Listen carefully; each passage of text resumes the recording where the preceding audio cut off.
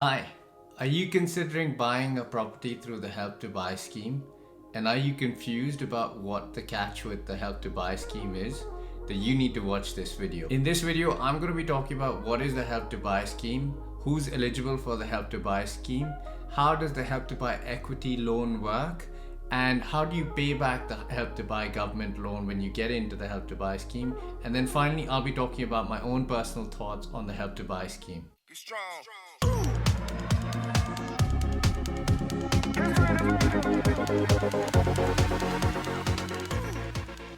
Hello and welcome to my channel. My name is Arjun and this is the Nimble Nomad, the channel where I talk about the tips, tricks and hacks to survive and thrive in the UK. In this video, I'm going to be talking about some of the basics of the Help to Buy scheme. As someone who almost fell into the trap of the Help to Buy scheme, I just want to lay out some basics. This basically is going to be the first of many videos that I'm going to be covering on this specific topic. Please stay tuned. Before we get into it, I just want to clarify that I am not a financial advisor. If you're seeking any professional help, I suggest you do your own research and identify a professional financial advisor or a mortgage advisor to help you with your buying process. This video is purely for entertainment purposes and is intended to share my own personal experience with the Help to Buy scheme and my own thoughts on it. So what is the Help to Buy scheme? So the Help to Buy scheme is a UK government scheme which is intended to help first-time buyers or home movers who are intending to purchase a new build property, i.e. a property which is brand new and it's been built by a developer. The scheme basically has three options which are included as part of the Help to Buy. So one is a Help to Buy equity loan. So it's a loan which is provided by the government. The second is shared ownership, so where you buy a portion of a house and pay a rent on the remainder of the house. And option number three is they have some instruments, so financial instruments that the government has introduced with various high street lenders, which help you save money and the government will pay into it. So those are the three schemes at a very high level. In this video specifically, I'm going to be talking about the Help to Buy equity loan. So option number one. Who is eligible for the Help to Buy equity loan? So the Help to Buy equity loan is granted or assigned to either first-time buyers or people who are moving homes, i.e. they're selling the existing house and they want to move into a property. So it will be the only property that you as an individual will own, and you have no other property that you own otherwise. The other aspect is the property absolutely has to be a new build, so it has to be built and sold by the developer. It cannot be a new build which has been lived in by somebody else and is being sold, so it has to be sold by the developer as well. The maximum price of the property will be £600,000. And also, once you buy the property, you will not let or rent it out to anybody else, i.e. you will use it for residence purposes as an individual only. Now the other aspect is that you should not be able to afford this property directly on your own. So it's intended to help individuals to purchase this property. That's the primary driver of this Help to Buy property. The final bit from a eligibility and criteria perspective is that the maximum price of the property that you want to purchase must not exceed £600,000 in England and £300,000 in Wales. A point to note is that the criteria for being either a first-time buyer or home mover only applies on the current Help to Buy scheme. So there are different schemes and these schemes end after a certain point in time. So the current scheme is ending in March 2021. Following that, the government has announced that they will extend the Help to Buy scheme, but the Help to Buy scheme will be offered only to first-time buyers. So if you're a home mover and are keen or interested in getting on the Help to Buy scheme, then I suggest you start looking at it ASAP because time is running out and the scheme will end in March 2021. So how does the Help to Buy equity loan actually work? So basically there are a couple of components here. So very simplistically, there will be three parties involved in your house purchase or your Help to Buy purchase essentially. So party number one is yourself, party number two is the government, and the third one is the mortgage lender or the person that will lend you the remaining amount. This is typically a bank or a high street lender essentially. So what you need to have in order to purchase a property, you need to have put down 5% of the total property value as a deposit. The government will then lend you up to 20% in England and Wales, or up to 40% specifically in London for the property value as an additional loan. And then the balance is something that is provided by the mortgage lender or the high street lender or the bank essentially. So assuming you decide to go with a 20% loan, so you put in 5%, the government puts in 20%, and then the 75% comes straight from the lender. So you need a mortgage in order to buy the property. So as I said, the maximum price of the property has to be £600,000. That is the absolute ceiling. If you exceed it by even £1, then you absolutely are not eligible for the Help to Buy scheme or the Help to Buy equity loan in order to purchase that property. So let's just work through a specific example of a property type. So how would the numbers actually work out? It can be easy to understand in percentages, but let's put that into context, into numbers. I'm going to use a image which is available on the Help to Buy Government website to explain this. Let's use an example of you're going to buy a property for £200,000, right? And in order to buy this £200,000, as I said, there are three parties involved: yourself, the government, and the lender. So if you put a 5% deposit down on a £200,000 property, then you would need to put £10,000 in. Now, if you decide to take the 20% government loan, then they would provide you with the £40,000, which adds your total to £50,000. Now, the remaining 75%, you have to be able to apply for and be eligible for a 75% mortgage for the remainder of the price of the property from a commercial lender, i.e. a bank, and that will be £150,000. Now, this is the simplistic calculation of how you would be able to procure the necessary loans in order to purchase a house property which is worth up to £200,000. Now, the other thing that you want to keep in mind is the government equity loan here that I've represented is only 20%. This can go up to 40% if you decide to buy a property in London. So if you wanted to buy a property in London, then they would be able to lend you up to 40%, and you would just have to put in 5% of the deposit. So that's just the basic financials from a perspective of borrowing. So the other thing just to keep in mind is that for the first 5 years of your loan that you borrowed from the government, there is absolutely no interest charged on it. So it's an interest-free loan for the first 5 years. There is, however, a management fee which is £1 a month from the point that you actually get the government loan from them. So you have to keep paying this £1, which is slightly annoying, but you still have to pay this to the government. It's not a lot, but it's annoying to pay. So the key thing that I just want to underscore and absolutely underline here, yeah. So the government is not giving you this money. They are lending you the money in order for you to buy the property, right? So this is not free money being given to you by the government. It needs to be paid back to the government eventually. That's great. So what's the actual catch? So the catch is that the government equity loan has an interest attached which kicks in from the 6th year onwards. The interest at 6th year onwards is 1.75%.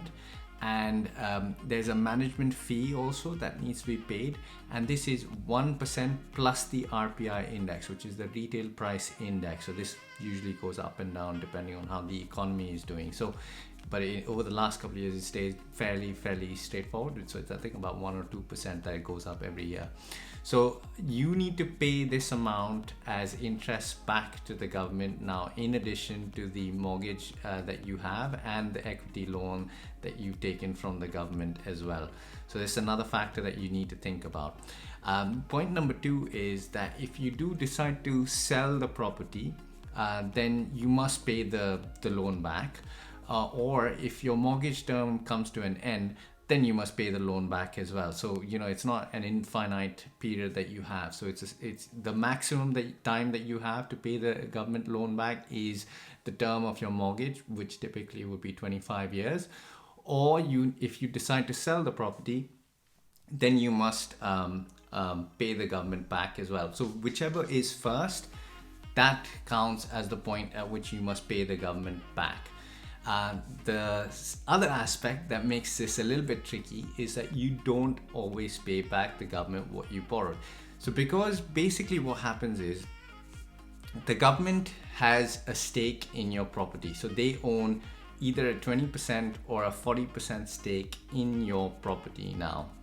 So when you buy the property, they are listed on the land registry along with you. So if you decide to sell the property, then they would be notified as a secondary holder of the property as well. So in order to pay the amount back, you need to actually have your house valued, because your property value will go up and down depending on how the property market is doing. You will need to have your property valued, and based on the valuation of the property, the stake of the government either goes up or goes down. So if the property market is booming, then the property value may have gone up. However, if it has gone into a decline, then the property value may go down. But there are independent valuers or surveyors that you need to contact, get in touch, get that valuation report, and then be able to sell the property and pay the government back.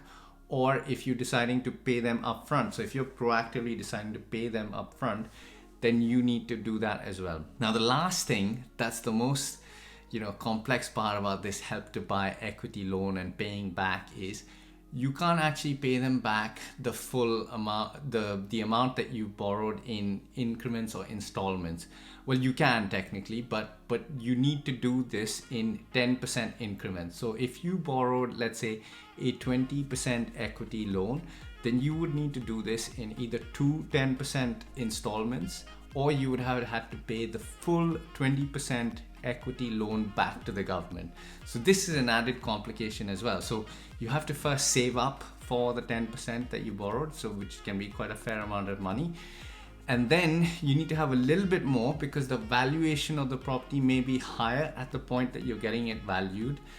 And if you don't have the money, then you basically have to go back and save more money and then do a valuation again.